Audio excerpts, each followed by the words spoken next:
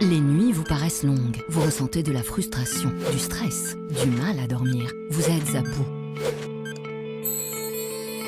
Détendez-vous.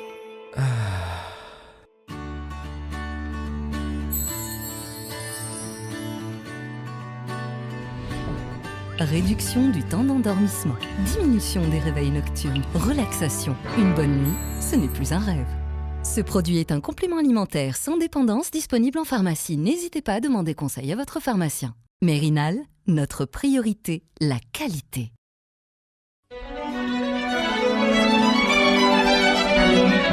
Pour bien s'entendre, il faut bien s'écouter. Rendez-vous sur M, la petite radio du Grand Maghreb.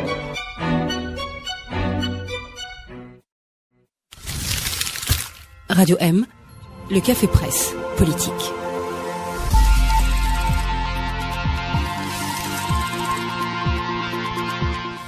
Amis auditeurs, bonjour, nous sommes le mercredi, il est 18h, nous sommes sur le café presse politique de Radio M et ce n'est pas Khaled Drani qui présente l'émission. Khaled Drani, notre journaliste globe-trotter, est à nouveau par Mont et par vous, on lui souhaite bien de belles choses, il sera ici mercredi prochain, je le rappellerai en fin d'émission. Nous avons le plaisir d'accueillir aujourd'hui Hassan Mouali, Amar Ingrachen, Saïd Jafar et Akram Khrif. Pour ce numéro, ils vont m'assister, ils vont m'aider à faire, je l'espère, une bonne mission qui va vous satisfaire. On a eu de bons commentaires pour l'émission de la semaine dernière. On a bien fait de choisir de parler de Mouloud Hamrouche. Est-ce que c'est un recours en 2019 ? Il y a eu beaucoup d'échos sur notamment YouTube. Alors, nous avons pris un sujet, on va en parler dans une minute, mais auparavant, pour ne pas déroger à la règle, quelle a été l'image de la semaine qui a retenu votre attention ? Je commence par les anciens, Akram Khrif. La double prise d'Efrin et d'El Ghouta. Efrin par l'armée turque et El Ghouta par l'armée arabe syrienne. Saïd. Alors, Mahmoud Abbas qui traite l'ambassadeur des États-Unis à Tel Aviv de fils de chien. Et bon, il y a eu beaucoup de réactions sur le Facebook en disant que c'est pas gentil pour la race canine. Mais moi, je trouve quand même que c'était pathétique. C'est-à-dire, vous avez Mahmoud Abbas qui a été lui-même l'incarnation du processus absurde d'Oslo, qui en arrive à cette situation. Voilà, c'est pitoyable. Oui, on peut le dire comme ça, même si on peut ne pas être d'accord tout à fait sur le caractère pitoyable du processus d'Oslo. On en fera une émission peut-être un jour. D'Oslo, non. Ce qui a été pitoyable, c'est l'attitude des négociateurs palestiniens. Ils auraient dû arrêter depuis très longtemps. C'était visible où est-ce que ça allait. Voilà. Amal Ingrachen, l'image de la semaine, si tu en as une. Le discours du président Bouteflika qui appelle à une confrontation des programmes politiques alors qu'il a passé... on l'avait oublié celle-là, on l'avait oublié. On l'avait oublié celle-là, oui. Il a passé 4 mandats quand même à détruire ce qui reste de la classe politique, à nier le conflit politique. Il faut juste rappeler à nos amis auditeurs qui auraient raté cet épisode que ce discours de Abdelaziz Bouteflika a été lu par le ministre de la Justice et pas par lui-même, des fois qu'il pense que ni par le Premier ministre. Ni par le Premier ministre d'ailleurs, tu fais bien de le rappeler. Akram. Hassan Mouali, le fait marquant de la semaine pour toi? Alors, moi, je retiens 2 images. La première, elle est nationale. Ça concerne le 19 mars. J'ai vu une vidéo qui fait le buzz sur Facebook. Elle m'a blessé personnellement. Elle vient un ancien maquisard, amputé des 2 jambes, qui demande pardon à la France. Ça m'a vraiment touché. Où on est arrivé, c'est-à-dire un ancien maquisard qui a sacrifié sa vie, j'allais dire, pour la liberté de l'Algérie, l'indépendance, et finalement, il demande pardon à la France. C'est terrible. Donc, ça me rappelle un petit peu une petite phrase de Abdelhamid Mahri en 2011 dans une lettre qu'il avait envoyée à Bouteflika, lui disant faites attention, sinon il arrivera le jour où la jeune génération ne reconnaîtra plus rien de la révolution algérienne. Je pense qu'on y est maintenant. Et puis une deuxième chose, c'est l'inculpation de Sarkozy et puis Islam, le fils de Kadhafi, qui a donné une conférence de presse, qui est apparemment candidat à la présidentielle. Donc c'est un petit retour de l'histoire en Libye. Alors. Je crois que la transition est toute faite, Hassan Mouali, par rapport au premier sujet qu'on a choisi aujourd'hui. Il n'y avait pas de grands faits dans l'actualité. On a choisi de prendre un sujet un peu magazine, un sujet un peu complexe. Il ne faut pas avoir de lien avec l'absence de Khaled Drani. On peut faire aussi des sujets complexes quand Khaled Drani est animateur. Ni d'ailleurs dans le fait que le sujet est un sujet très clivant. Il s'agit de Hizb Fransa. C'était le 19 mars, il y a 3 jours. Donc, la célébration de la fête de la victoire, il y a 2 jours, la fête de la victoire. Nous sommes le 21 mars. La fête de la victoire, c'est la signature des accords d'Évian, le cessez-le-feu, la fin de la guerre d'Algérie. Enfin, il y a eu l'épisode OAS après, mais officiellement la fin de la guerre d'Algérie. Voilà. Alors, première question, messieurs. Il aurait dû, selon les accords d'Évian, y avoir une communauté, une composante européenne parmi nous, minoritaire certes, mais parmi nous. Cette communauté européenne a disparu. Elle est pour l'essentiel partie sur le million et quelques, peut-être 900 000 dès les 3-4 premiers mois qui ont suivi les accords d'Évian jusqu'à fin de l'été de 62. C'était la faute de qui ? Bon, ça, c'est assez établi, c'est l'OAS. Il y a même du côté des Algériens qui disent, en fin de compte, l'OAS nous a facilité la vie. Donc voilà. Moi, il faut le dire. Mais le départ des Européens a été dans la logique de la terre brûlée pratiquée par l'OAS, et à mon avis, ça, c'est vraiment établi.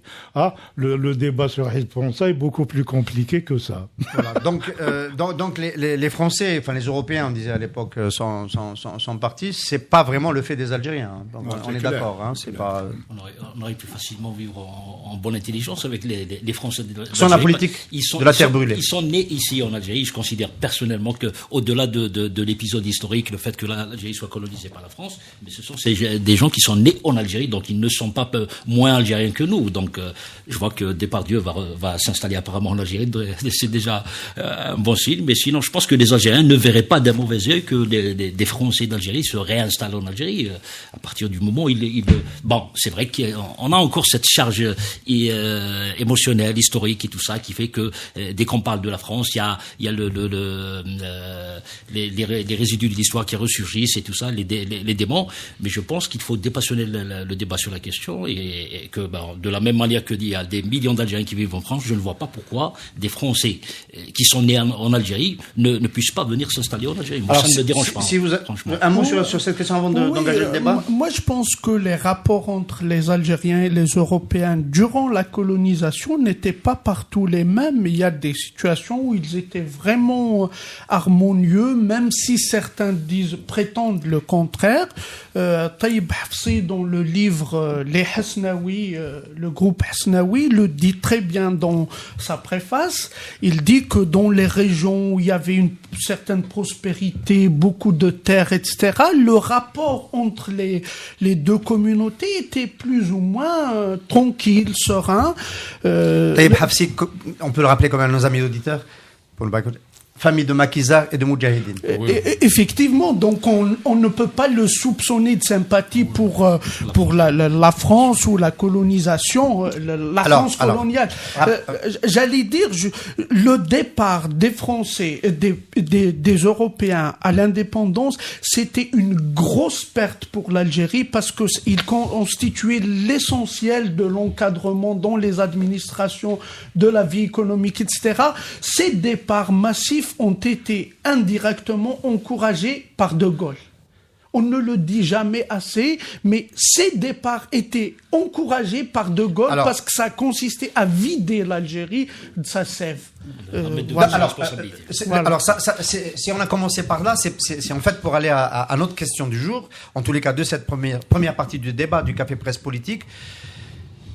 On a souvent entendu dans notre vie publique, dans notre activité de journaliste, des gens dire la France a quitté l'Algérie, mais ses enfants sont toujours ici.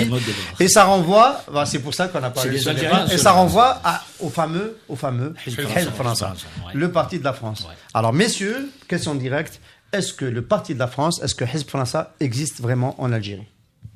Akram, tu ne vas pas y échapper, c'est toi qui commences. Est-ce qu'il existe en Algérie? Est-ce qu'il existe en Algérie? La France a certainement des relais en Algérie. Il suffit déjà de voir le personnel d'ambassade en Algérie.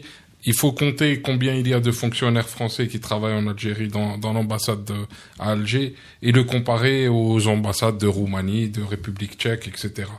On parle de dizaines et de dizaines de fonctionnaires qui sont là, qui analysent, qui interviennent, qui ont une empreinte sur le milieu algérois. il y a aussi des relais. Il y a des relais naturels de la France. Il y a des gens qui regardent l'Algérie à partir de l'Algérie derrière l'œilleton français, derrière les médias français, qui ont cette vision d'une Algérie. Si on regarde TF1, on est Hizb Fronassa, c'est ça? Pas spécialement. Enfin, si on regarde TF1, on est débile. Hein, je suis désolé. on est très... Non, ça c'est un autre... Bon, je vais la retenir, celle-là. Je vais la mettre. Alors, en même temps, oui. Alors. Dans le micro. Il faut faire, à mon avis, il faut essayer de faire un peu d'histoire. Hein. La notion de Hizb Fronassa est née, disons, durant les premières années de l'indépendance, autour des luttes de pouvoir en Algérie. Hein. Et ça s'est accentué durant jusqu'aux années 80, et ça s'incarnait un peu dans le discours autour des DAF, ce qu'on appelait les déserteurs de l'armée française, d'un côté, et qu'est-ce qu'il y avait d'autre? Et ce qu'on appelait aussi la promotion Lacoste, c'est-à-dire les gens qui étaient un peu dans l'administration française et qui ont, dans les deux cas, ont été des hommes importants. Dans l'armée algérienne, les DAF ont été un peu l'encadrement, et ce qu'on appelait la promotion Lacoste, ceux qui ont géré l'État algérien naissant. Et ce qui a encore un peu plus poussé la chose, c'est que à l'indépendance, on avait deux petites élites en Algérie. C'est-à-dire, quand je dis élite, des élites instruites. Une était arabophone et une francophone. Et ces élites-là avaient aussi des prétentions à être ceux qui allaient s'installer au sein de l'État algérien. Et effectivement, ce sont les élites francophones qui ont pris l'État algérien, et les élites arabophones se sont déjà à l'indépendance, ont été orientés vers des trucs secondaires, comme l'enseignement, etc. Historiquement, c'est à partir de là qu'on Et donc, on a inventé Hizb Fronassa dans le cadre d'une lutte d'influence des élites. Inventé ou exagéré?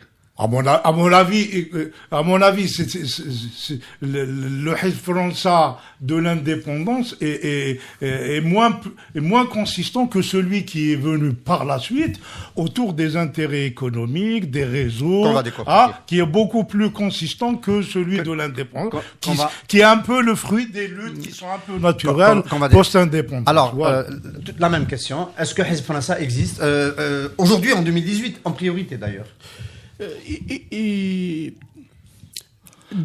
Qui est l'éditeur de Palo. Oui, écoutez. Édition François. Quand on dit Hizb Fronassa, le parti de la France, c'est quand même, on a l'impression que c'est une organisation avec un plan d'action, des budgets, etc. Un agenda. Oui, un agenda précis qui se renouvelle chaque année ou je ne sais pas, mais ça n'a pas de sens. Un parti, le parti de la France dont cette expression-là, il n'existe pas. C'est une absurdité inventée justement par une certaine élite conservatrice, anti-moderniste, anti-laïque, etc., pour affaiblir ce qu'on appelle... Pas seulement, il y a des militants de gauche, des communistes qui aussi accusent une partie de la bourgeoisie algérienne d'être francophile. C'est un peu ça plus existe nuancé aussi. que La ça. gauche algérienne est nationaliste, conservatrice. La gauche algérienne... Sur le plan sociétal, elle est moderne. Sur le plan tu as parlé de conservateur. Tu parlais de modernisation. Donc c'est une gauche modernisatrice. Conservatrice, nationaliste, populiste. La gauche algérienne, elle est sur le plan politique, populiste et nationaliste. Donc ils ont inventé ce discours, ils l'ont exagéré pour affaiblir leurs adversaires. Par contre, des individus qui servent d'une certaine manière les intérêts de la France, il y en a certainement, comme il devrait y avoir forcément des Français qui servent d'une certaine manière les intérêts de l'Algérie. Ça existe entre tous les pays qui ont d'une manière ou d'une autre partagé une longue histoire. Entre la France et l'Algérie, c'est pratiquement 2 siècles d'histoire. Donc, c'est des individus, il y en a nécessairement. Alors, les individus qui défendent les intérêts de la France en Algérie, on va essayer d'avoir des noms d'ici la fin de l'émission. Amar Hassan Mouali, à ton tour, est-ce que Hizb Frassa existe en Algérie en 2018? Oui, c'est vrai que en tant qu'organisation, ça n'existe pas. Bon, on va pas rigoler, c'est sûr qu'il n'y a pas un parti politique qui s'appelle Hizb Frassa, il n'y a pas une organisation, mais c'est clair qu'il y a des individus, il y a des lobbies. Il y a des lobbies, le lobby français en Algérie, il faut bien se l'avouer, il existe dans tous les secteurs de la vie nationale, donc et politique, économique, médiatique et tout. Donc on lit, on voit, on entend et tout. Il faut pas avoir froid aux yeux, il faut le dire. Mais en même temps, c'est une évidence, j'allais dire. Historiquement, un pays qui nous a colonisés pendant 132 ans, il faut pas être naïf pour croire qu'il va se retirer complètement et ne pas laisser ces gens. Je me rappelle je crois que c'est un livre du fils du général de Gaulle. Il a rapporté un petit peu les mémoires de son père. Il aurait dit qu'on a quitté l'Algérie effectivement, mais on leur a laissé 140 000 Marocains. Je me souviens pas exactement c'est ce qu'il a dit. Voilà, entre autres 140 000 Marocains. Donc je pense que on va pas citer des personnes, mais on les voit quand vous allez dans les réceptions des ambassades étrangères. Vous voyez surtout l'ambassade de France le 14 juillet. Je suis désolé, mais c'est des dizaines et des dizaines de fonctionnaires, de hauts responsables algériens qui assistent. Ce n'est pas normal. Mais par contre, Pourquoi ce serait pas normal? Ce n'est pas normal comparé aux autres ambassades. Quand vous citez la Roumanie par exemple ou un autre pays, il y en a pas autant. Et c'est valable pour les médias, c'est valable pour le monde culturel et tout ça. Donc il y a une attraction, il y a une volonté de plaire à la France dans tous les je sais pas, parce que il y a la langue aussi, il y a le fait que les Algériens parlent la langue française. Donc on se sent émotionnellement, historiquement proche de la France d'une manière ou d'une autre. Alors pendant longtemps, et ça a déjà été évoqué dans les interventions, Arsène, s'il te plaît, bien juste sûr, un petit élément. Tout le monde parle des biens immobiliers des responsables algériens anciens et actifs actuellement en France. Tout le monde, le summum d'une carrière, c'est d'avoir un pied-à-terre à Paris. Tout le monde le sait. Donc, à la limite, c'est défoncer une porte ouverte que de dire que le Hizb Frassa, appelons-le ainsi, existe et existera encore. Alors, est-ce que le premier canal de Hizb Frassa, donc ces lobbies qui existent en Algérie, qui seraient proches de la France, qui seraient francophiles, est-ce que c'est la francophonie en priorité? Et question subsidiaire qui est là est-ce qu'il y a un retour du français après les efforts d'arabisation des années Boumedienne et une partie des années Chadli? Est-ce qu'aujourd'hui un des canaux de entre guillemets Hizb Frassa qu'on a défini de différentes façons, mais bon, on peut retenir le fait que c'est pas vraiment une organisation, c'est quelque chose de plus diffus. Est-ce que ça passe par la langue en priorité? Moi, je veux juste quand même faire une précision. En fait, c'est pas la langue. Il y a des arabophones. Je sais pas. Ammar Saïdani a un pied-à-terre à Paris, c'est-à-dire il est plutôt Ammar le traité de Baptiste éventuellement. Voilà. Donc pour nuancer, en fait, c'est pas un facteur déterminant. La langue n'est pas vraiment un facteur déterminant. Ce sont les intérêts que nous avons.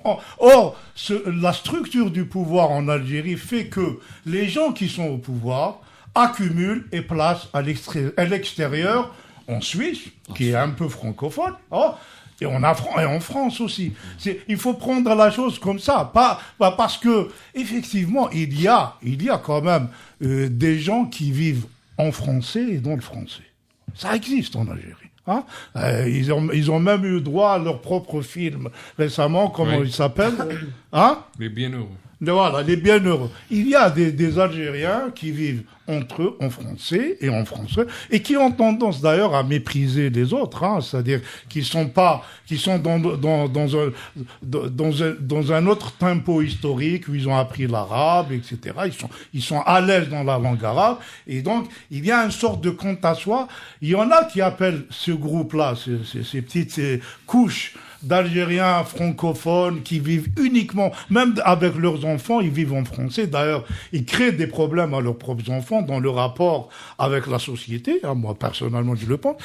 Il y a ces gens-là, certains les accusent d'être... Sur cette difficulté, quand on envoie ses enfants dans une école privée, ils ont et ensuite probablement pour ceux qui ont les moyens à Alger, en tous les cas à l'IAD, à Alexandre Dumas, ce lycée français, on prend le risque de le transformer en un citoyen hors sol qui va avoir du mal à fonctionner. Et donc, il va être plus français dans sa tête qu'algérien. C'est ça le risque. C'est une question, c'est pas une affirmation. Non, je ne pense pas. Personnellement, la langue, j'accorde pas beaucoup d'importance. En espérant qu'il y ait personne qui a envoyé ses enfants dans ces... La langue, c'est un facteur important, mais il n'est pas déterminant. Je pense qu'il y a des Algériens qui peuvent fréquenter le lycée français à Alexandre Dumas, aller en France, faire des études en France, revenir en Algérie, se sentir plus algérien que les Algériens d'ici. Donc, tout dépend de l'environnement familial, mais c'est pas la langue.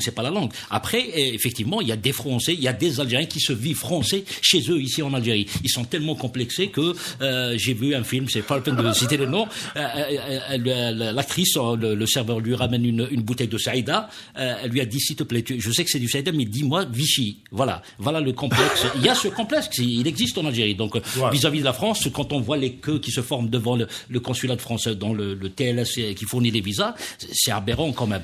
En même temps, c'est le seul exécutoire, c'est le seul moyen offert aux Algériens. Alors, est-ce que la francophilie rampante en Algérie, pour la mettre sur un curseur comme ça, est-ce qu'elle a augmenté ou baissé sous Bouteflika? Sur les années Bouteflika, est-ce que c'est un phénomène? Elle a baissé, globalement, elle a baissé. La francophilie a baissé. Filie, hein? Elle a baissé, il y a même... On aimait plus la France en Algérie avant Bouteflika, pendant la guerre civile, par exemple, ou pendant les années Chadli, les années Boumediene? Vous en êtes certain? On va laisser Akram aller au bout de son pensée, il dit qu'elle a baissé. Elle a baissé parce qu'il y a eu un phénomène anti-français qui s'est accentué ces dernières années et qui a mis en porte-à-faux les francophiles de manière beaucoup plus claire qu'avant. Ouais. Avant, ils étaient intégrés, c'était plus facile pour eux de vivre. Aujourd'hui, ça commence... le sentiment anti-français est clairement affiché.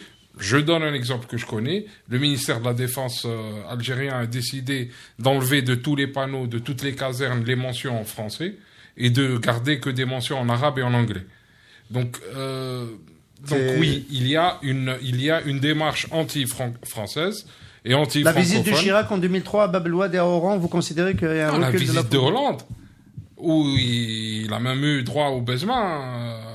Encore Macron, il y a quelques mois. Bon, Macron, c'était presque un baiser, oui. Je pense qu'il faut faire la différence entre ce que pense le pouvoir déjà et ce que pense le citoyen lambda. Cette différence est très différente. Si vous ouvrez les portes aux Algériens, tout le monde ira en France, c'est sûr.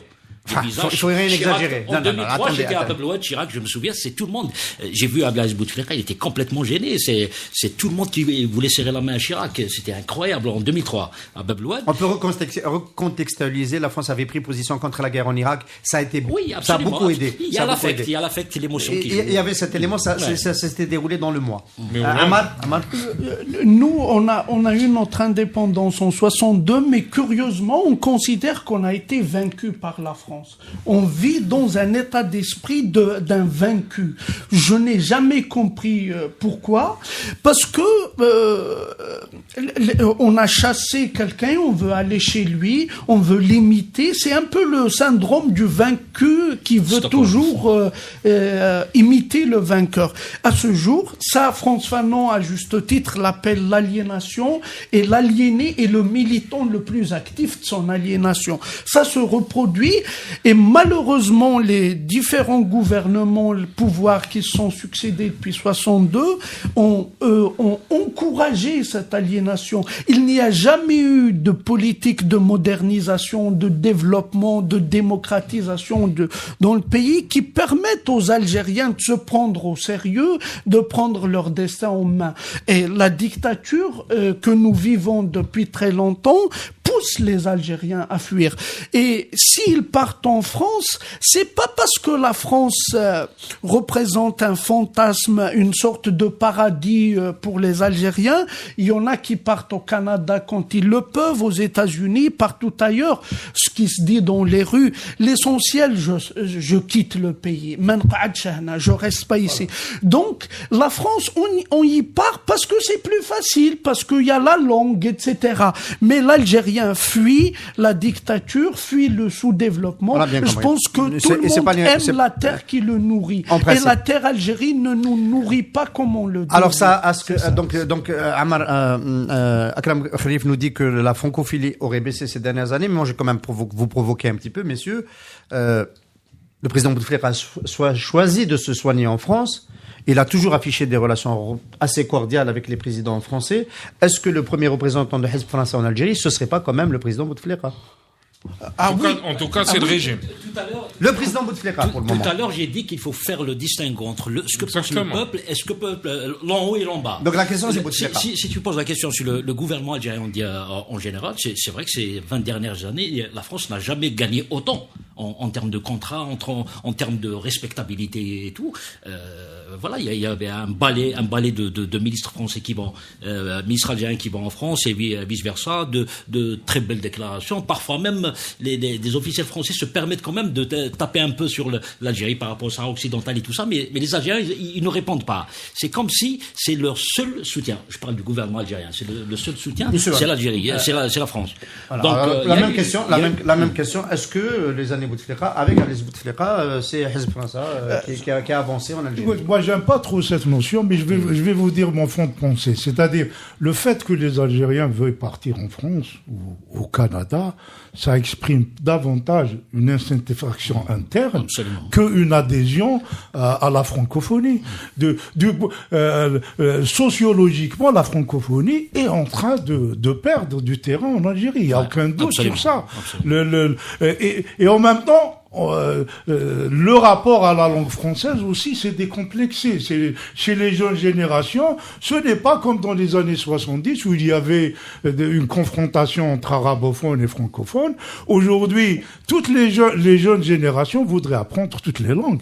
Ils ont un problème de maîtrise aussi bien de la langue arabe que de la langue française, ils ont des soucis totalement différents de ces crispations autour de la francophonie ou non. Alors, Saïd, tu fais bien d'expliquer que les classes populaires ont un autre problème avec l'immigration et les motivations qui font qu'ils pourraient aller dans un pays francophone. La France en priorité, ce sont celles que tu viens de citer.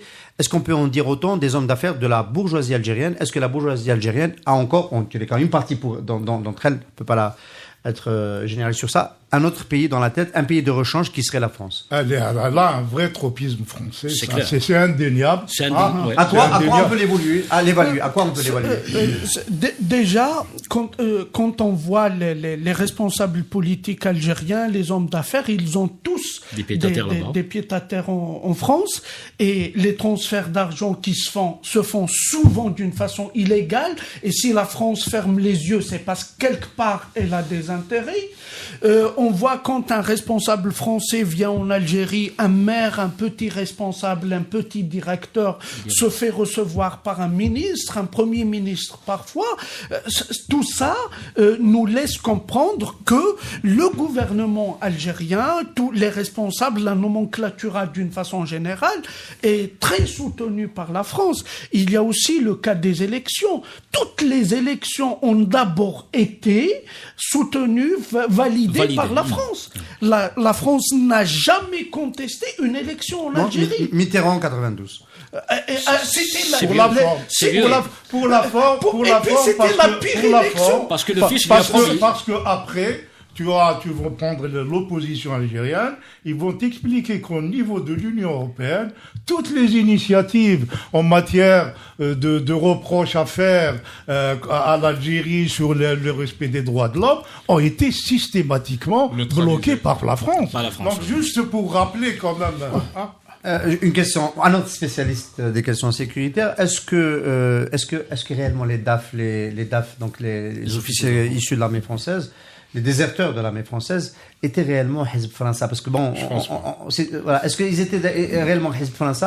D'une part, d'autre part, est-ce qu'aujourd'hui il y a dans la haute hiérarchie de l'ANP un tropisme français, comme on vient de le dire, pour la bourgeoisie ou en tous les cas pour la classe d'affaires? Non, pour la première question, je pense pas. Je pense pas que les DAF soient tous Hezb français ou ont été Hezb français.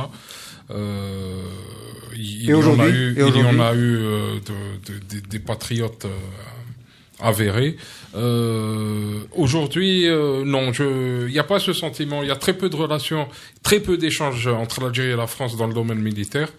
Il y a beaucoup d'officiers pro-américains, pro-russes, très peu. Plus pro-russe que pro-américain, il y a beaucoup de pro-américains dans le sens professionnel du terme. très peu de tropisme. On n'aime pas le Rafale à l'ANP, par exemple. Il est cher déjà. C'est une excellente question. Hein. En fait, c'est une excellente question parce que on aime le Rafale à l'ANP. L'ANP a testé le Rafale. Il a obtenu toutes les qualifications nécessaires pour être acheté par l'Algérie. Et il n'a pas été acheté pour des raisons politiques. Il aurait dû être acheté pour des raisons politiques. On l'a testé pour des raisons politiques à cause de la volonté du président Bouteflika, et il n'a pas été acheté pour d'autres considérations politiques. Alors, on a dit que les intérêts français, vous diriez-vous quoi des intérêts français pendant les années Bouteflika? Ils ont été bien défendus, ils ont progressé. On peut citer dans les services, la gestion... Alstom qui a été renfloué en 2001. Alstom, voilà, dans les services, la gestion de l'eau, la gestion des aéroports pendant un moment, le métro d'Alger, le tramway. Il y a en gros dans les services, Lafarge c'est de l'industrie, mais Lafarge n'est pas rentré de la volonté du gouvernement algérien. D'ailleurs, ça avait provoqué un gros problème. Est-ce que vous diriez que finalement les Français sont sortis à bon compte? Eux disent, attendez, les Chinois ont beaucoup plus progressé sous Bouteflika. C'est que là qu'ils veulent prendre plus, parce que le gâteau algérien il est immense, ils auraient souhaité être premiers, malheureusement pour eux. Ils sont pas premiers. Oui, Ama? Et c'est les Chinois. La preuve, c'est le cas Renault, c'est une grosse escroquerie. C'est une grosse escroquerie au bénéfice exclusif de la France. C'est une blague, ça. C'est un caprice politique. On parle de la JV, de la joint venture entre SNVI et Renault à Oran. L'assemblage automobile. Pour qu'on sache que nos amis sachent de quoi nous parlons. C'est un caprice politique du côté algérien. Gal, on fabrique une voiture algérienne, ce qui n'a absolument aucun sens d'un point de vue économique. Du côté de la France, c'est une manière de pomper la devise du pays. Ils le font bien. Tant mieux pour eux, tant pis pour nous. Mais l'usine Renault, c'est une véritable escroquerie qui sont favorables à la France et absolument défavorables à l'Algérie. Alors, si on veut une usine de voitures, c'est 300 000 et plus véhicules an, sinon c'est une blague. Alors, est-ce que la notion de Hizb al-Assad n'a quand même tout de même pas évolué avec le temps? Est-ce que l'émergence des binationaux qui sont devenus si importants et parfois aussi si visibles n'a-t-elle pas changé notre regard sur la France? Tout le monde se rappelle que les Algériens, il y a un grand tournant en 98, le 12 juillet 1998, avec Zidane qui marque deux buts face au Brésil, qui porte le drapeau, qui porte le maillot de l'équipe de France et qui le chérit, mais qui reste populaire en Algérie. Il est un héros aussi en Algérie. Je ne sais pas. Est-ce que c'est plutôt la question de l'organisation de la diaspora? Il y a une diaspora marocaine organisée, il n'y a pas de diaspora algérienne organisée. C'est-à-dire, quand vous allez en France, il y a du lobbying marocain. Il n'y a pas de lobbying algérien. C'est l'État algérien, les relations de contrat, mais le travail réellement porté par des faiseurs d'opinion, etc., il n'y a pas d'Algériens. C'est marginal. Donc, peut-être même que l'État algérien n'aime pas trop que les Algériens s'organisent en France comme en Algérie aussi. Saïd, les Algériens sont difficiles quand même à organiser. Parce que on est d'accord. Les clivages politiques et idéologiques le FLN les a organisés sur la Fédération de France. Non, mais au Canada, oui, durant la Révolution. Et même le MNA d'ailleurs. Mais actuellement, les clivages politiques et idéologiques que nous vivons ici en Algérie sont transposés dans l'Hexagone et au Canada et ailleurs. C'est pour ça qu'on n'a pas une diaspora homogène. Le pouvoir a plusieurs fois essayé, avec le fameux secrétariat d'État à la communauté algérienne à l'étranger, ce Ould Abbas d'ailleurs, qui était ministre de la Solidarité nationale, il est allé au Canada organiser un simulacre d'assemblée générale pour... Il a encore 100 ans pour le faire. Voilà, 100 ans de solitude, il va rester comme ça. Pardon, j'ai pas terminé. Et donc, je pense que sinon c'est des individualités. C'est ce qu'a fait Zinedine Zidane, ou quand un Algérien, même s'il a la nationalité française, il brille dans son sport, dans sa musique et tout. Naturellement, on est fier quelque part, même s'il a les papiers français, mais ça reste algérien. Attendez, quand même, c'est allé au-delà. Je vous rappelle cette petite anecdote, je crois que je l'ai déjà citée au Café Presse Politique. Un jour, parce que je vais quand même de temps en temps à l'ambassade de France, il n'y a aucun mystère, je suis journaliste, je suis invité. Il y a une ministre du gouvernement qui est invitée, Nora Barra, en charge de la solidarité et notamment du programme Alzheimer. Et elle me reçoit à côté de l'ambassadeur de France, donc à la résidence Albiar. M'sel khair, marhaba bik, wash rak, et en parlant oranais. et je suis complètement Oui. déstabilisé. Donc ma question c'est, est-ce que finalement Hizb Zahir n'existe pas aussi au sein des instances du gouvernement français, parce que elle était pour moi tout aussi algérienne que moi. Je vais te raconter la même chose à peu près. Elle est actuellement eurodéputée française. Comment elle s'appelle? C'est pas Najat Bougrab. Elle m'a invité à déjeuner à Bruxelles. Elle a tenu à recevoir les journalistes algériens. C'était sympa. On parlait algérien, on parlait de l'Algérie comme si elle était algérienne, alors qu'elle était déjà ministre en France. Voilà. Donc il y a un peu la dimension sentimentale. Est-ce que c'est pas en train de changer, Ammar? C'est pas suffisant. Je ne le pense pas du tout. Saïd a cité le Maroc. Selon Mohamed Harkoun, le Maroc, c'est l'un des plus vieux États modernes. Il a plus de 9 siècles. Donc il y a une tradition, il y a un attachement des Marocains à une entité qui serait l'État marocain. En Algérie, l'État algérien est né après 54. Après le 1er novembre, il est jeune et les différents pouvoirs n'ont pas réussi à le faire accepter. L'État-nation reste épars en Algérie. Il n'existe pas encore dans la tête des Algériens, ce qui fait que l'attachement de ceux qu'on appelle exagérément des Algériens ailleurs est très discutable.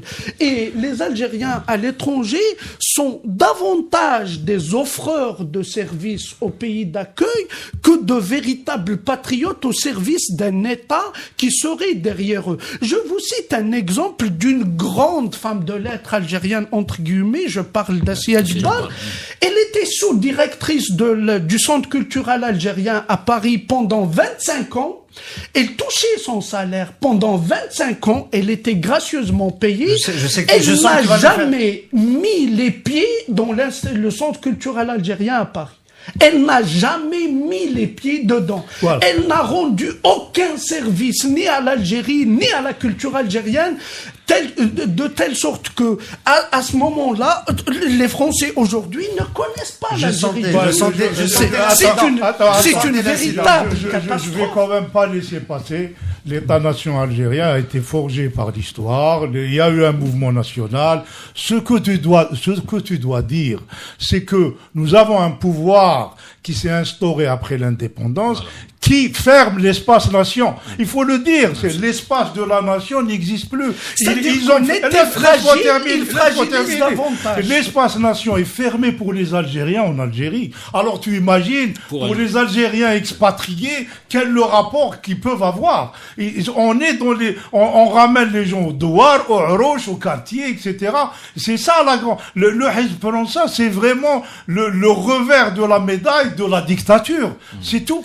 On a une dernière question dans cette partie. La Hizb français peut-il faire élire Bouteflika au 5e mandat ou faire élire quelqu'un d'autre à la place de Bouteflika? Le Hizb français a-t-il, on l'a défini comme étant dilué, comme n'étant pas vraiment une organisation, etc. Mais a-t-il autant d'influence pour influencer une élection présidentielle, comme les Russes l'ont fait peut-être aux États-Unis avec d'autres moyens bien plus modernes? Messieurs, rapidement, c'est la dernière question. Je pense que la France, voyez, c'est pas qu'elle a un droit de regard, mais elle a une capacité de nuisance entre guillemets. Bien sûr mais elle n'est pas, son point n'est pas décisif. Je pense que l'Algérie élit d'une manière ou d'une autre, elle élit son président. On retient qu'il n'est pas décisif. Je retiens d'autant facilement cela que ça me convient, Ammar. Dans toutes les élections qui se font en Algérie, la France a un mot à dire. Est-ce que son rôle est déterminant? Je n'en sais rien. Ce Hizb français, on a dit, c'est des personnes, c'est des lobbies. Mais finalement, tu n'as cité aucun nom. Hein. Non, tu ne demandes pas. Tu as déjà fait suffisamment. Tu as fait suffisamment de française qu'on nous présente à tort comme une Algérienne. Une française payée par l'État sur les élections en Algérie, la France vient en général à travers l'Union européenne et les observateurs, et ils apportent un faux témoignage. C'est quoi le faux témoignage? Nous-mêmes, en le disant, ils peuvent avoir des élections techniquement qui sont plus ou moins correctes, mais le processus électoral, c'est l'ouverture, le droit des gens, etc., etc. Voilà. Moi, je pense que c'est relatif. Hizb français ne peut pas influer, mais la France aura son grain de sel dans les prochaines élections. Très bien. Alors, j'espère que nos amis auditeurs se seront fait une opinion et qu'ils cesseront de peut-être nous accuser parfois, pour certains d'entre eux, d'être Hizb français, mais si d'autres continuent à le faire, nous n'y pouvons rien. Nous nous retrouvons dans 2 minutes. Merci.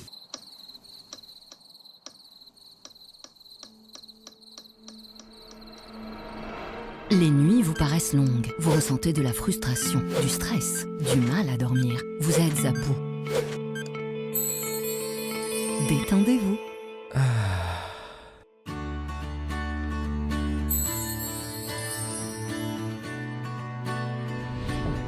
Réduction du temps d'endormissement, diminution des réveils nocturnes, relaxation. Une bonne nuit, ce n'est plus un rêve. Ce produit est un complément alimentaire sans dépendance disponible en pharmacie. N'hésitez pas à demander conseil à votre pharmacien. Mérinal, notre priorité, la qualité.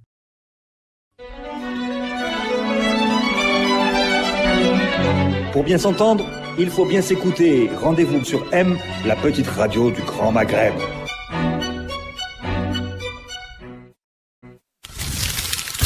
Radio M, le café presse politique.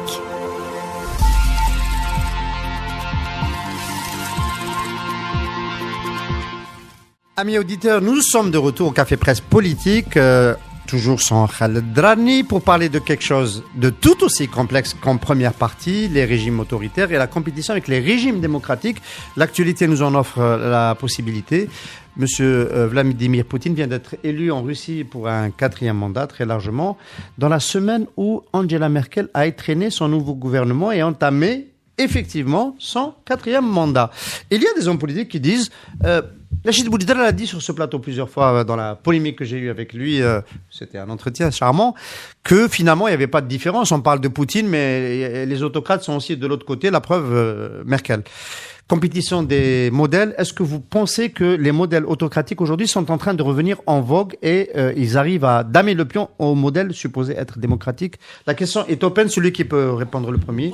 Moi je pense qu'il ne faut pas jeter la pierre à Vladimir Poutine ou alors le président chinois et Erdogan, même si de l'extérieur comme ça on a tendance, de par la proximité encore une fois avec une certaine bien-pensance, on voit d'un mauvais œil ces présidents-là, mais si on observe leur popularité dans leur pays respectifs, ils sont très populaires.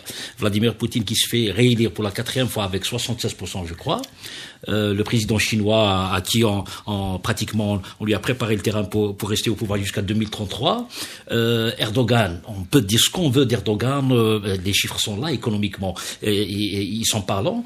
Et si les Turcs votent aussi massivement sur Erdogan, je crois qu'on n'a pas le droit, on est mal placé pour leur faire la leçon. On entendra le prochain vote. Quant à Angela Merkel, il faut rappeler que elle est chef de parti, c'est son parti, c'est le parti majoritaire qui gouverne, donc elle n'est pas comparable à une république. Voilà. Le président en Allemagne, c'est un titre honorifique, le chancelier, il est désigné par son parti. Si son parti sort majoritaire, forcément, il peut rester 50 ans. Donc la question ne se pose pas. Amar ? J'ai toujours dit que la démocratie, c'est un processus qui subit des flux et des reflux en fonction des conjonctures, même dans les démocraties établies comme en Allemagne. Quand il y a des conjonctures difficiles, la démocratie subit un reflux, il y a des reprises autoritaires qui s'installent et c'est surtout les questions liées à la liberté d'expression, etc., qui sont les premières touchées. Ceci dit, moi, je pense, s'agissant de Poutine, de Merkel et d'Erdogan, je dirais pas que j'ai de la sympathie pour eux, mais quand on voit l'émergence, la place qu'occupe aujourd'hui la Russie dans le monde grâce à Poutine, et il y a de quoi se réjouir. Je crois avoir lu quelque part que Gilal Iliabus rêvait d'un dictateur éclairé. Poutine est peut-être un dictateur, mais il est éclairé. Il a rendu d'énormes services à la Russie. Le résultat, on le voit aujourd'hui, il est très populaire en Russie. Je crois que je vais regretter d'être présentateur aujourd'hui, mais c'est pas grave. Il est même le président le plus populaire dans le monde. Je ne sais pas si Gilal Iliabus a rêvé d'un dictateur éclairé, mais en fait, Poutine, c'est l'anti-Eltsine. Quand on parle d'Eltsine, c'est l'effondrement de l'URSS et aussi le bradage. Il faut le dire. Le bradage des ressources à des oligarques liés aux Occidentaux. Il faut pas être des naïfs sur ça. C'est-à-dire, quand les Britanniques défendaient des oligarques, ce n'est pas parce qu'ils défendaient la démocratie. C'est parce que ces oligarques avaient des intérêts liés. Donc, Poutine est vraiment une réaction. Il incarne, peut-être lui, c'est un type autoritaire, etc. Mais il incarne une réaction de la société russe qui a été un peu dévastée par ce qui s'est passé sous l'ère Eltsine. Alors, il y a un modèle russe qui se détache pour les pays émergents. Pour réussir, il faut avoir un homme fort à la tête d'un pays émergent, Akram. Je sais pas, mais en tout cas, pendant très longtemps, on a enseigné dans les universités que les États faillis, que l'absence de démocratie engendrait des États faillis. L'absence d'autorité ou de démocratie? De démocratie. Et il semblerait que ces derniers temps, vu le mauvais état de l'économie mondiale, qu'une certaine classe d'autocrates, et non pas de dictateurs, d'autocrates, ait trouvé un remède, peut-être grâce à la technologie, grâce aux moyens de communication, grâce à l'impact des médias sur les populations. Cette classe-là a trouvé un moyen de court-circuiter cette théorie-là et d'obtenir plus de résultats que les démocraties moribondes style italien où c'est des débats byzantins continuels et ces gens-là, donc cette classe d'autocrates-là arrivent à court-circuiter tout ça et à être beaucoup plus efficaces sur le terrain et donner des résultats économiques, satisfaire leur population. Ceci dit, il ne faut pas faire croire que Poutine n'a pas été élu par les Russes. C'est-à-dire la règle de la démocratie, est-ce que la majorité des Russes a voté pour Poutine? Oui. Moi, j'en doute pas, même si dans les médias occidentaux, on relève. Il y a dû y avoir quelques gouverneurs quelque part qui a bourré pour se faire bien voir, pour augmenter le taux de participation, mais la popularité de Poutine est réelle. Donc, alors dire que la Russie est un État démocratique, hein, ou que c'est un État où les libertés démocratiques, où le jeu politique est ouvert. Non, c'est clair. Les moyens de l'État sont mis à la disposition du président Poutine. On le sait, quand on a les moyens, on peut parvenir à ses fins. Oui. Alors, dans un contexte de ce type-là, où, entre guillemets, la vieille Europe s'inquiète de la montée de ces autocrates dans le monde, qui dirigent des grandes puissances, Donald Trump lui-même, il est un peu sur ce registre, hein. Il est sur ce registre. Xi, qui, comme tu as bien fait de le rappeler, Xi Jinping, sur le point de devenir, donc aussi un président à vie à la tête du Parti communiste chinois. Est-ce qu'il reste de l'attrait et de la brillance à la démocratie classique à laquelle les partisans des libertés démocratiques aspirent, celle qui qui permet l'alternance politique, etc. Et qu'est-ce que ce modèle doit faire pour pouvoir continuer à être attractif? Je pose une question un peu plus directe parce que nous sommes un peu bousculés par le temps. Exemple, l'affaire Sarkozy, on est mercredi 21 mars, l'affaire Sarkozy qui a bénéficié selon toute vraisemblance, d'un financement d'un État souverain, la Libye, pour financer sa campagne présidentielle. Est-ce que il faut aller jusqu'à mettre en prison un président qui a failli comme cela, pour qu'on se dise dans les pays de ce type-là, oui, le modèle démocratique est encore efficace, il permet à mon avis, même s'ils mettent en prison Sarkozy, ça ne changera pas le rapport. En fait, la démocratie, les vieilles démocraties ont de mauvais représentants. C'est-à-dire le cas de la Libye. C'est quoi cette histoire? Ce type-là prend du fric chez Kadhafi et après il le bombarde. Donc il y a quelque chose qui... En fait, le message que nous avons, nous, gens du Sud, parce que militants démocratiques dans le Sud, hein, le message que nous avons, c'est qu'en fait, nous, les pays du Sud, le droit international, c'est pas nous qui l'avons fait. C'est eux qui l'ont fait. Nous voulons qu'ils le respectent. Or, ils le respectent pas. Ce qui se passait en Syrie, c'est une conséquence de ce qui s'est passé en Libye. Les Russes ont surréagi à ce qu'ils considèrent un entubage des démocraties occidentales. On leur a donné une mission précise de no-fly zone. Ils ont changé un régime. Voilà. Et à partir de là, les Russes ont changé complètement de stratégie. On est, nous, les gens du Sud, On défend la démocratie chez nous, sans les chars des Blancs, et des Occidentaux, et dans le respect du droit international. Ça nous protège le droit international, même si c'est pas nous qui l'avons fait. Voilà. Je pense que, oui. J'allais dire, les démocraties occidentales, c'est souvent des comédies. Les présidents sont plutôt gèrent des contrats de management d'État. C'est pas tout à fait les décideurs. Quand on veut éliminer quelqu'un, on l'élimine avant même qu'il y ait validation des candidatures, et après on change on remplace les présidents, mais la politique reste la même. Quand Fabius a été installé comme ministre des AE, il a dit ceci, le ministre a changé, mais la politique étrangère française reste la même. Donc sur les grandes questions, les politiques restent les mêmes. Ce qui se passe aujourd'hui aux États-Unis nous démontre un peu le contraire, parce que Trump, contrairement à ce qui a été prédit, est en train de casser tous les garde-fous. Mais ça, à mon avis, les États-Unis sont en train de vivre ce que l'Italie de Mussolini a vécu, ce que l'Allemagne de Hitler a vécu. Il y a une sorte d'aveuglement collectif qui s'empare de toute la société américaine. C'est vraiment... Trump représente quelque chose qui a existé dans les États-Unis, c'est l'isolationnisme.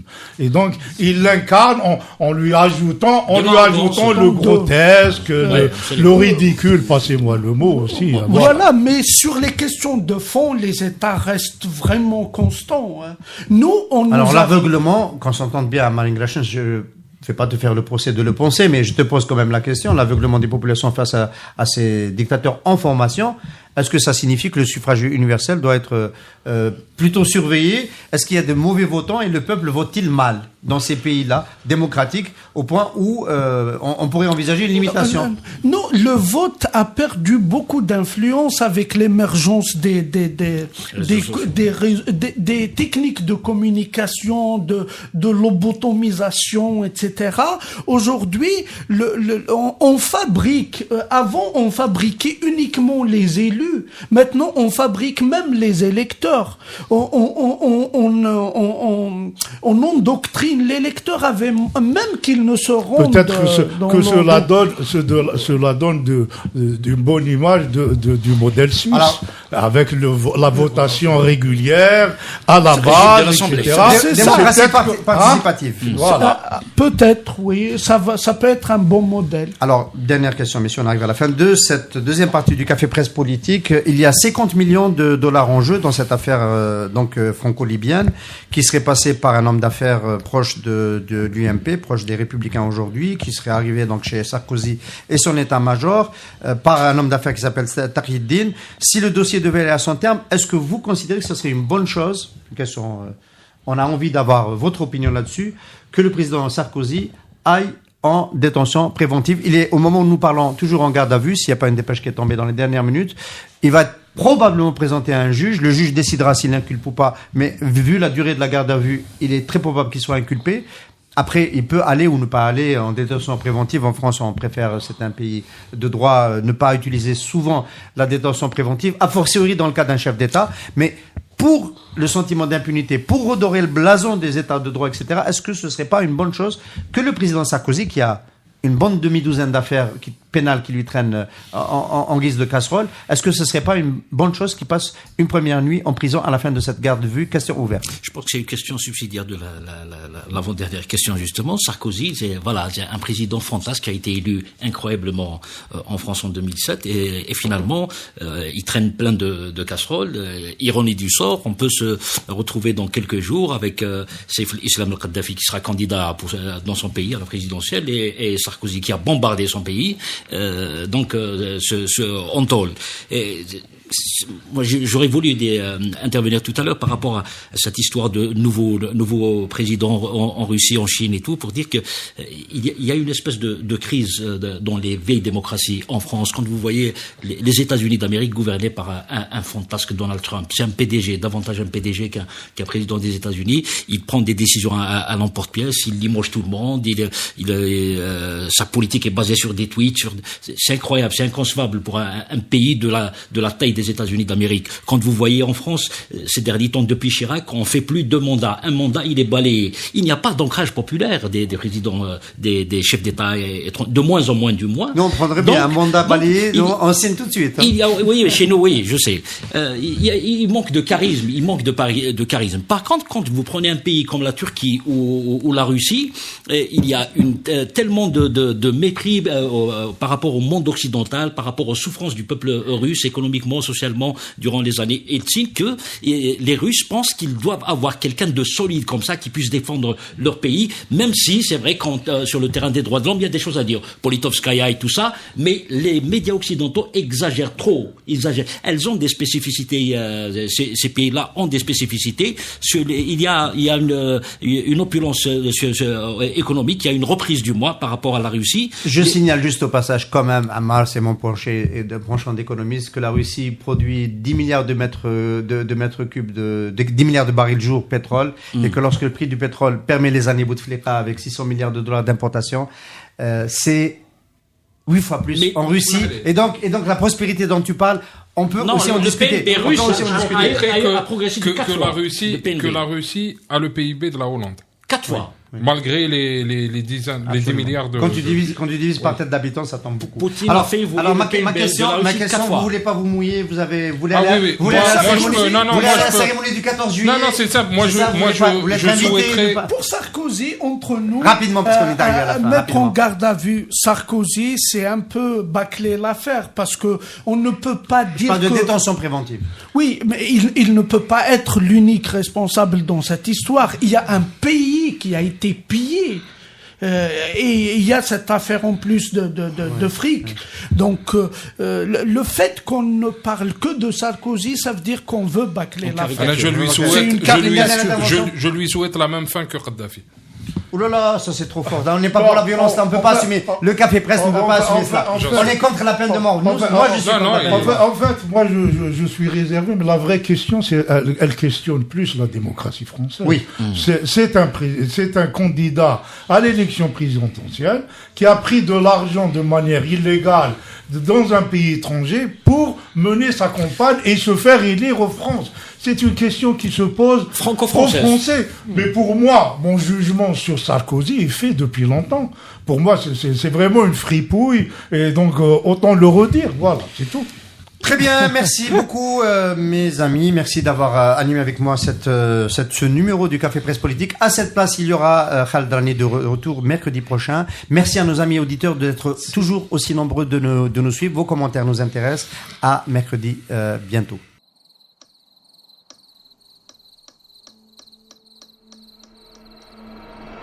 Les nuits vous paraissent longues, vous ressentez de la frustration, du stress, du mal à dormir, vous êtes à bout. Détendez-vous.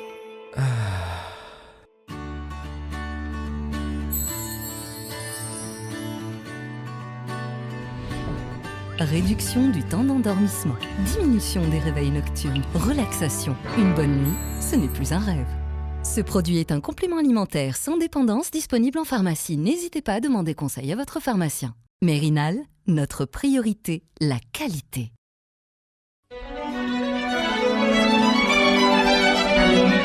Pour bien s'entendre, il faut bien s'écouter. Rendez-vous sur M, la petite radio du Grand Maghreb.